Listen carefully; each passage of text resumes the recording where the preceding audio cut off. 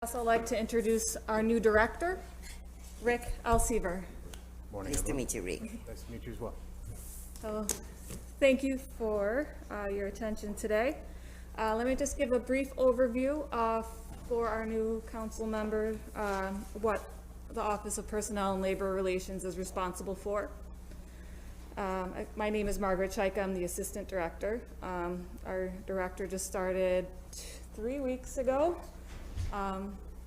And our department is responsible for our labor relations and labor negotiations.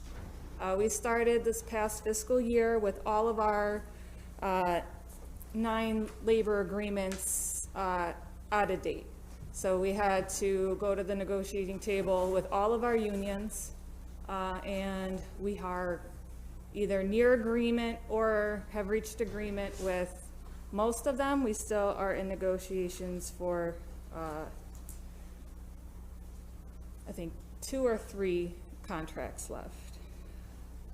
Our office is also responsible for maintaining our fringe benefits. This includes our retirement, health, dental, prescription, and eye care. We assist the departments through the vacancy process. We help navigate the civil service process, which can be quite confusing if you've never worked with that before. We post the jobs.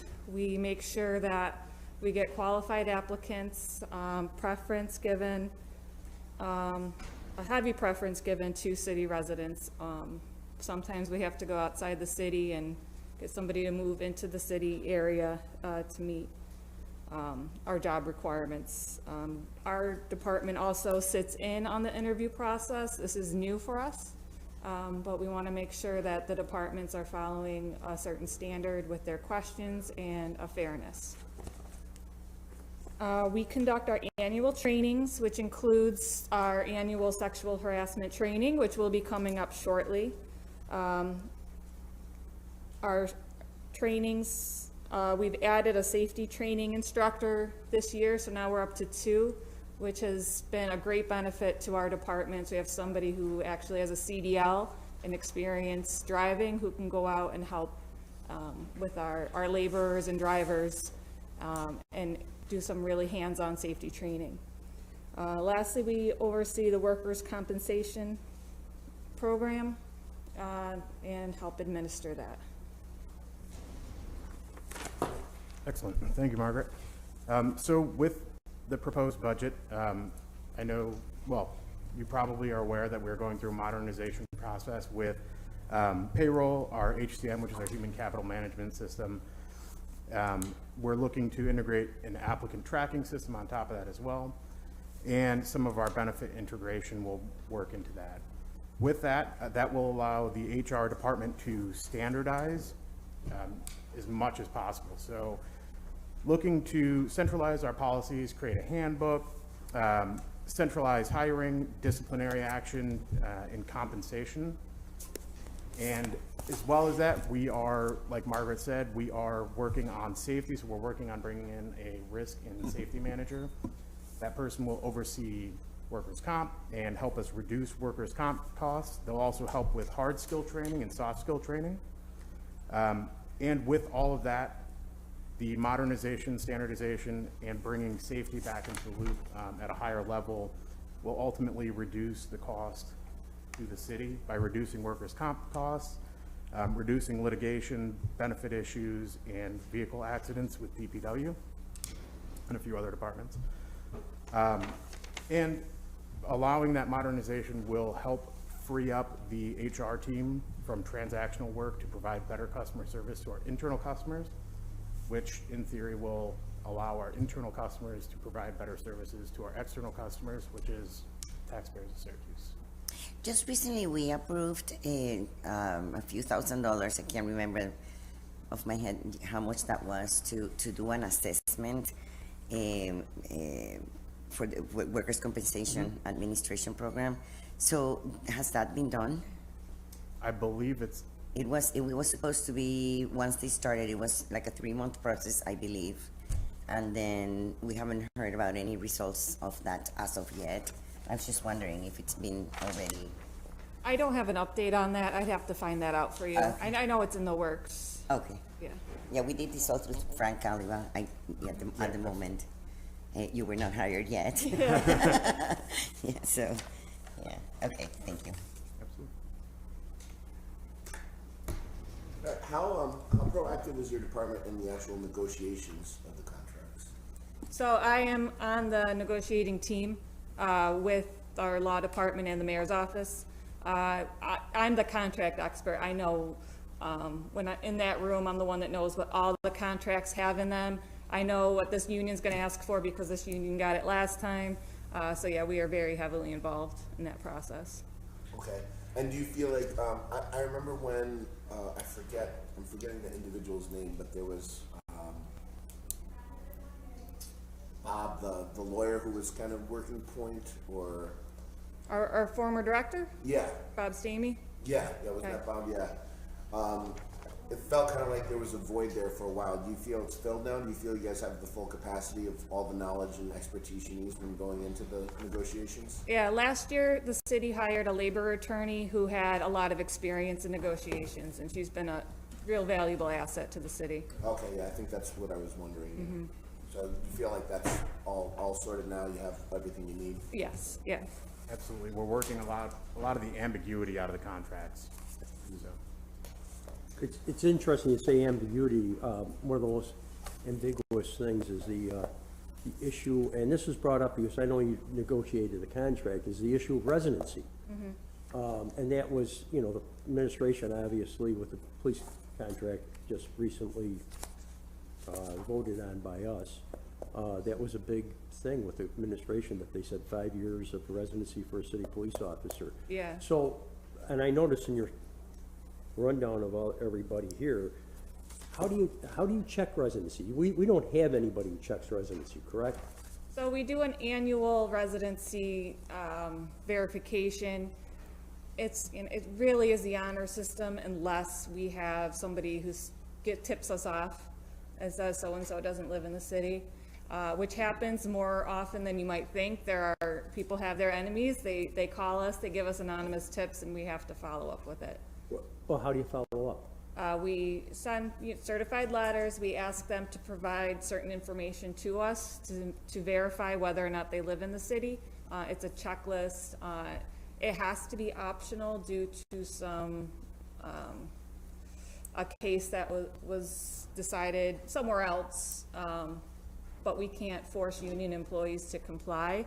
But we do tell them we're going to make our decision based on the documents you choose to provide to us. And how many times has that happened, Margaret, in your time here? The last termination we had was, I think it was last May, where we terminated an employee for residency. Because I know years ago you used to check on star exemptions. Actually, years ago, we used to have a retired police officer who worked out of the law department, used to check residency. Right. I mean, as long as, this is being pushed forward as a clause in labor contracts, I think we should actually, carry through with Yeah. it. And I'm not putting it on your department. That's Right. more of a question for the administration, I guess. Yeah, and departments themselves need to take a role in that as well because they know their employees. They still have like a department monitor, basically. That's what they used to have when I was at the parks, is basically somebody was there, they would pass out the forms, and then the forms would come back to them where you lived, and they'd have to attest to the forms, which put them in a, unusual situation because they've been working with the people for years and years, and they're gonna, Yeah, that is how our residency check each year. There's a monitor in each department that signs off that they met with the employee. so nothing's changed. Yeah. Okay, thank you. I have a question. So a common theme seems to be in some departments that they can't recruit good talent. Right. What is your department doing as far as trying to market, or I don't know how much incentivization you probably can't do, but how do you feel about that? absolutely. So one of the modernization things that we want to push through is an applicant tracking system. And these applicant tracking systems. And what these systems do is not only gives the hiring managers a window into what we do, in the processes, but it also works as kind of a push for all the job boards. So when we create a job, we need a typist 2, we create that, and when we post it, we can post it internally. So thoughts are that when we have internal postings, they'll go to an intranet, and then external postings would push to, most of them cover about 200 job boards. So it'll go to Indeed, Monster, all these different job boards. And then essentially when they click apply, it brings them back to us. So we're not going to 200 different systems. It's aggregating everything in one space. And that should, in theory, like, there's diversity job boards, there's, like I said, the big players like Indeed, Glassdoor, Monster, all of those are included. And then when we receive them, as long as they meet minimum qualifications, they will go to hiring managers. Hiring managers, their supervisors can see it. So, Okay, thanks. Now, I also heard from the city department that one of their challenges is salary. Now, how far are you off with the county compared in terms of your position? Have you ever kind of measured to see what's the difference in terms of salary? I can't speak to the county. Private sector, we're off, which is to be expected, but Yeah, it depends on the job. A lot of cases, we're certainly, we're not ahead of the county in any way. There are certain jobs where we are competitive and certain jobs where we do fall behind. And a lot of those are union jobs where we have to go through the union negotiation process in order to elevate those salaries. Margaret, could you explain just a little bit, this has always somewhat confused me, is the range, a lot of our positions are civil service, but if you go over to the county and make more money, who determines the range of the salary? So that's each individual employer. So the city determines the range, so the city could like up the range of Yes. a salary? Yes. Okay, because that's the Councilor Majuk's point, is that I think whoever determines the range, I mean, obviously, if we're in competition with the county, they get more, you know, most, I hear positions are sometimes $10,000, $15,000, $20,000 more for the same position, and the same benefits, state retirement and everything else. Right. So, is that an administrative decision, or is that something the legislature branch can do? So a lot of those titles where we do fall behind fall within a union contract. And so we have to have the union agree to Raise their salaries? raise their salaries, That would which be a you would tough sell, think, probably. you would think it's easier than it is, but they don't like to pick out individual jobs. Say, I want to increase this specific title salary. They want the whole group moved up. Well, we have Yeah. API examine almost everything here. That would be something maybe API could do, is examine the relationship between the county and the city as far as ranges go. Yeah, that's an To interesting maybe idea. address the whole thing. Yeah. So, To that point, I'm sorry. Go ahead. To that point, I see that in the list of personnel service details, you have the Director of Labor Management Services twice with 2 different grades and salary lines. So one of them has a 0 next to it. Right. We increased the salary range for the So director. that's what that is. Yeah. Okay, all right, okay. I was wondering. Thank you. That's Go ahead, non-union, Sean. right? That's a non-union Correct. position. Yes. so with those union job, Margaret, you know, they come back every year looking for raises, right? Right. To negotiate. In terms of the percentage of raises that we have given, assume CSEA here, right? How far is that off from, assume, the county? Because if we are giving 3% here, what on average, what is the county giving to CSCA employees over there? I don't have that number off the top of my head. The structure of their raise is different because we have a 7-year grid where every year you move up a step. Theirs, I believe, is 20 years. So their individual increases each year are actually less than ours, but because they get that step for 20 full years, I believe they average a 3% with their step and their salary increase.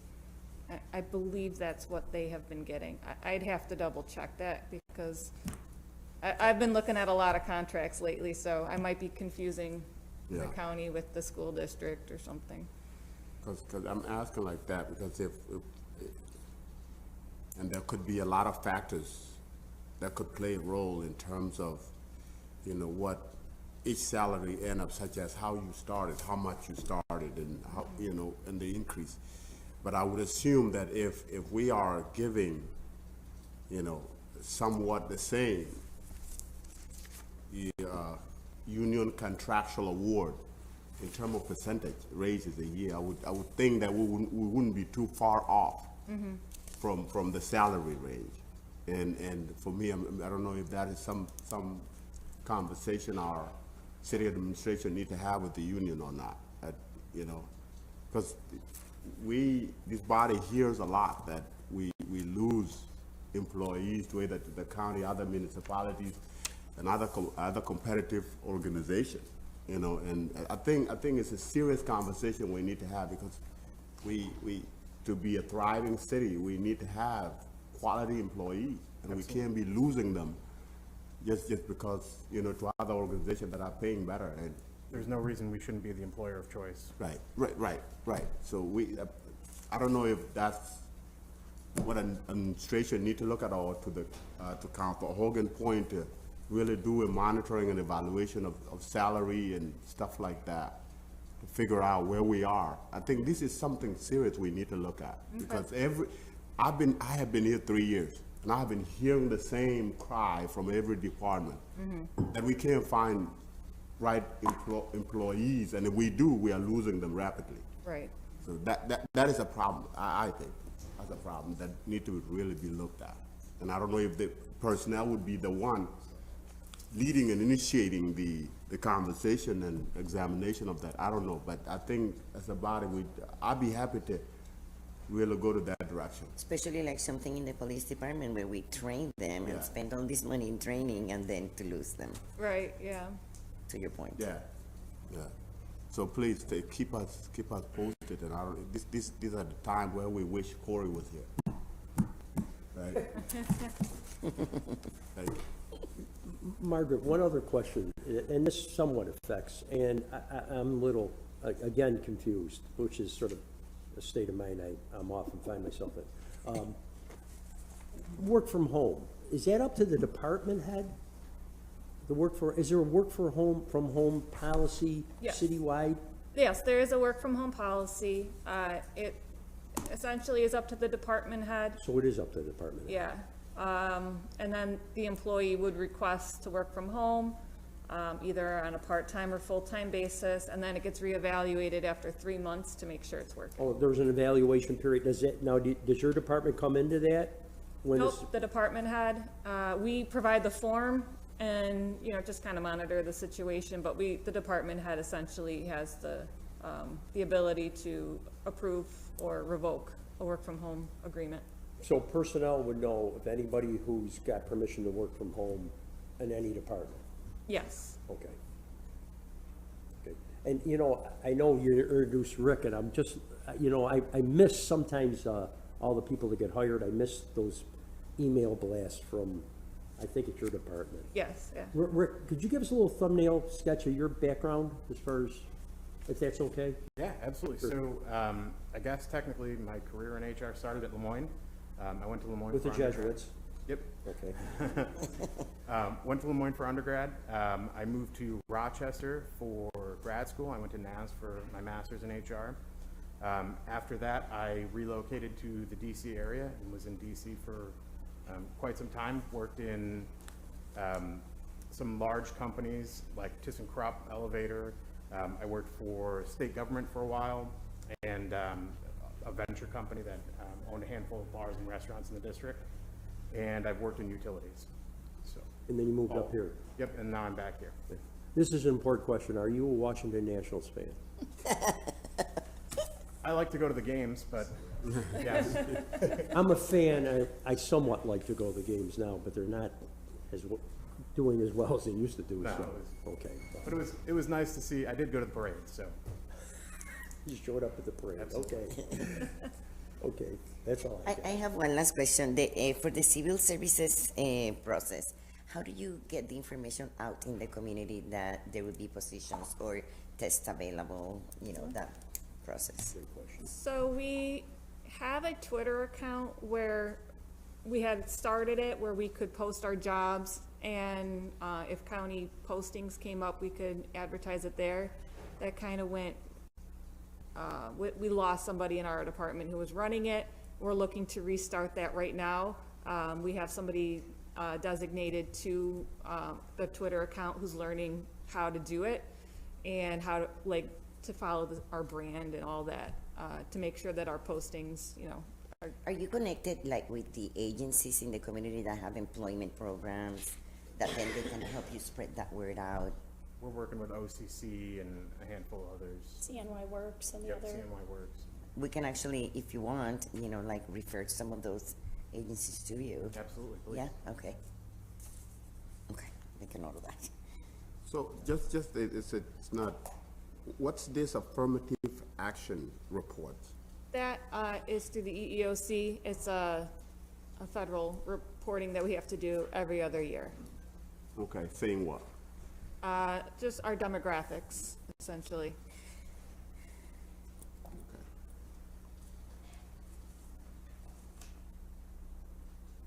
So how is your department doing competitively as far as being able to recruit? Are you stable, or you need more, or? So we had a large changeover this year. From the start of the fiscal year, we lost 5 people. But in the last month, I feel like we have done a lot to get back up to the levels we need to be at, including having Rick on staff. Now, our department was also affected by the flood, so we're out of space to hire we have 2 remaining positions in this fiscal year, but we just don't have anywhere for them to sit if we were to hire them, so that's on hold. So we're doing a lot better than we were, which is great. So now we're able to help all the other departments more efficiently, so that's big.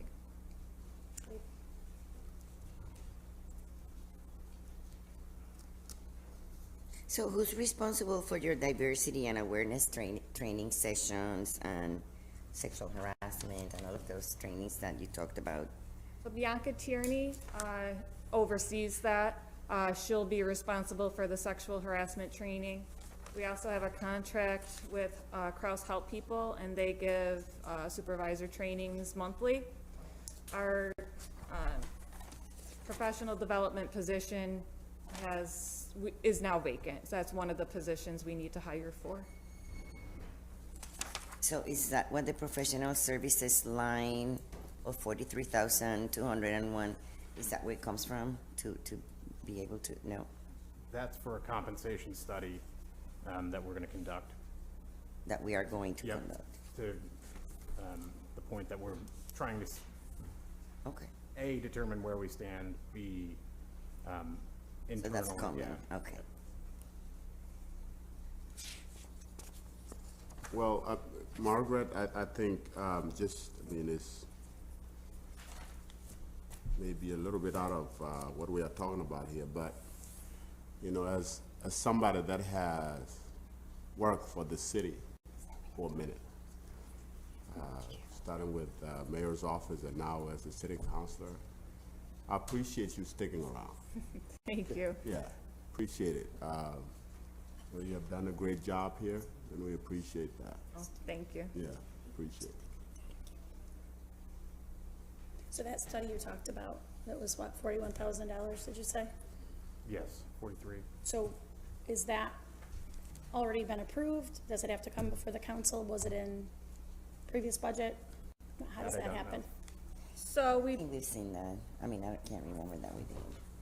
we put it in last year's budget, but we didn't have the staff to follow through with it, so we're putting it back in. We'll have to Okay, go through the normal procedure, yeah. got it, okay. So we'll know more about it when the time comes. Yeah. Okay. Hopefully. Oh, it's going to happen.